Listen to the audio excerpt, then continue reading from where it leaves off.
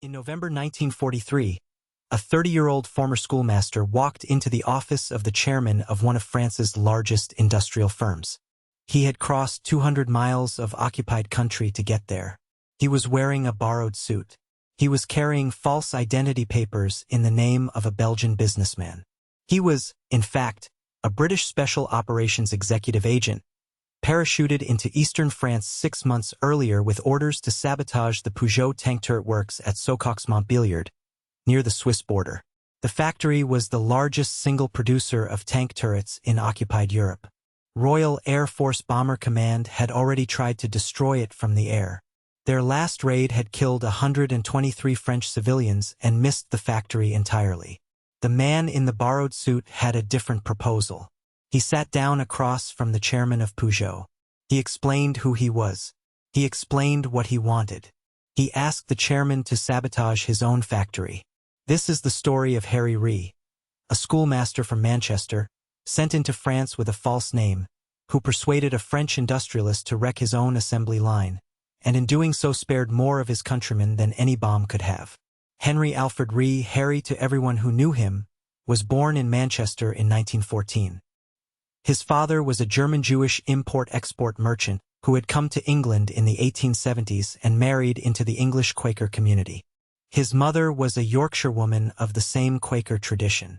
He was educated at Shrewsbury and at St. John's College, Cambridge, where he read modern languages. He took his degree in 1935 and went into teaching. By 1939, he was a French master at a boys' school in Beckenham, in southeast London. He was 25 years old when the war began. He was, by every aspect of his upbringing, a conscientious objector. The Ree family had been Quakers for 3 generations. They did not fight wars. Harry registered as a conscientious objector in 1940. He was assigned to non-combatant duties in the Royal Artillery, training as an artillery instructor in England. For 2 years, that was his war. Then, in the spring of 1942, his younger brother Eric was killed flying with the Royal Air Force. Eric had been a Spitfire pilot. He was shot down over the Channel and his body never recovered. Harry's view of the war changed in the weeks after his brother's death. He went back to his commanding officer and asked to be transferred to a unit that would let him fight. He spoke French, German, and Italian.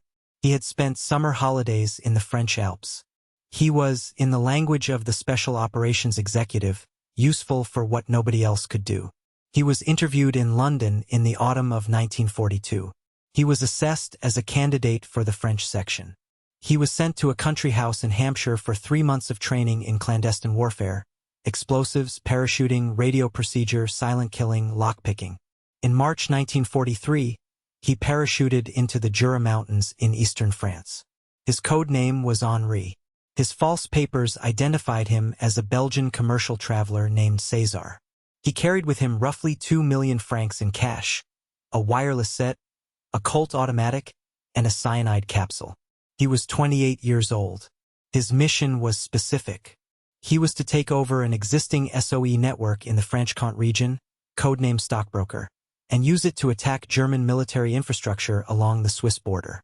The single highest priority target on his list was the Peugeot factory at Sochaux. The factory had been producing civilian vehicles since the 1890s. By 1943, it had been converted to military production.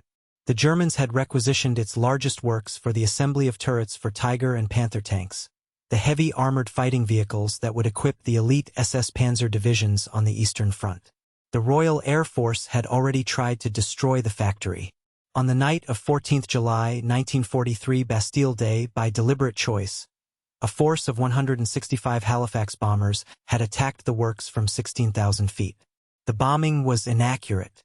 Most of the bombs fell on the residential streets around the factory.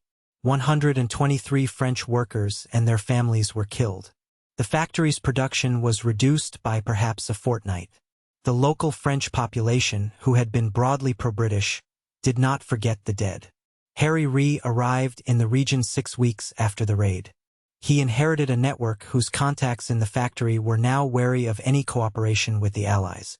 He also inherited an air ministry that was already planning a second raid. He sent a message to London by wireless, asking for time. He had a different plan. The chairman of the Peugeot family and the principal director of the works was a man named Rodolphe Peugeot. He was in his early 40s. He was a careful, conservative French industrialist. He was not a member of the resistance. He was not, by reputation, anti-German. He was, like most of his class, an accommodationist who had kept his company functioning under occupation by complying with German requisitions. Harry Rees' plan was to approach Rodolphe Peugeot directly. He used an intermediary. He sent a message through a sympathetic foreman at the factory, asking for a private meeting. Rodolphe Peugeot agreed. The meeting took place in a private dining room in Montbeliard. Rees arrived in his borrowed suit. He sat down. He introduced himself, without giving his real name, as an officer of the British government with authority to negotiate. He laid out the proposal. The proposal was this. If Peugeot would arrange for the most critical machine tools in the factory, the hydraulic presses that shaped the turrets, to be put permanently out of action by his own workers, then the Royal Air Force would call off any further bombing of the works. The factory would survive. The workers would survive. Production for the German army would stop. If Peugeot refused, the RAF would come back. Rodolphe Peugeot listened. He asked Rees how he could be certain the British would keep the agreement. Rees had an answer ready. The BBC, he said, broadcast personal messages each evening at the end of its French service. If Peugeot wanted confirmation, Rees would have a specific phrase broadcast, a phrase Peugeot himself could choose. When Peugeot heard the phrase on the radio, he would know the agreement was real. Peugeot suggested the phrase, "Le Wistidi aime la noisette," the marmoset likes the hazelnut. 2 evenings later, at the end of the BBC French service, the announcer read aloud, "Et voici quelques messages personnels. Le Wistidi aime la noisette." Rodolphe Peugeot, in his villa near the factory, was listening. The agreement was made. What followed was one of the most efficient industrial sabotage campaigns of the war. The workers at Sochaux, under Peugeot's direction and with explosives and detonators smuggled in by Rees' network, sabotaged the works from the inside on 5 separate occasions between November 1943 and June 1944. Each sabotage was carefully targeted. The hydraulic presses were destroyed. The high-precision lathes were ruined.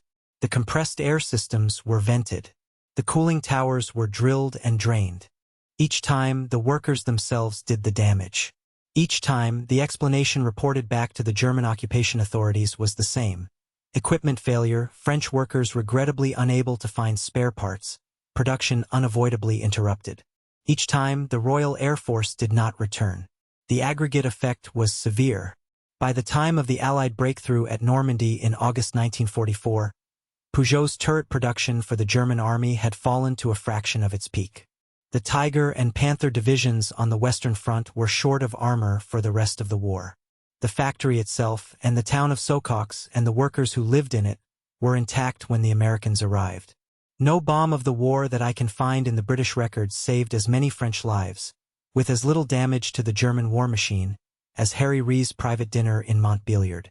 Rees' own war did not end as cleanly as his agreement.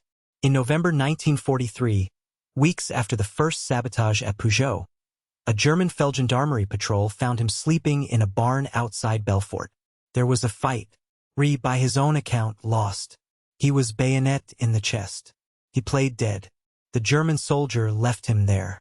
He was found, hours later, by a French farmer. He was nursed back to consciousness in a hayloft. He spent the next 6 weeks recovering in a series of safe houses, then was walked across the Swiss border by a guide who knew the high passes. He spent the spring of 1944 convalescing in Switzerland. He returned to England in May. He was awarded the Distinguished Service Order, the Croix de Guerre with Palm, and the Legion d'Honneur.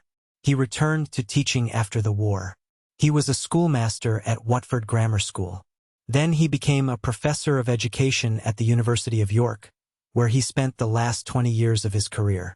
He almost never spoke about what he had done in 1943. His students at York knew him as a quiet, slightly stooped, immensely thoughtful Quaker who taught the philosophy of education and was very interested in how children learned to read. A few of the older boys had heard the rumor that their professor had once parachuted into France. None of them ever heard him confirm it. He died in 1991, at the age of 77.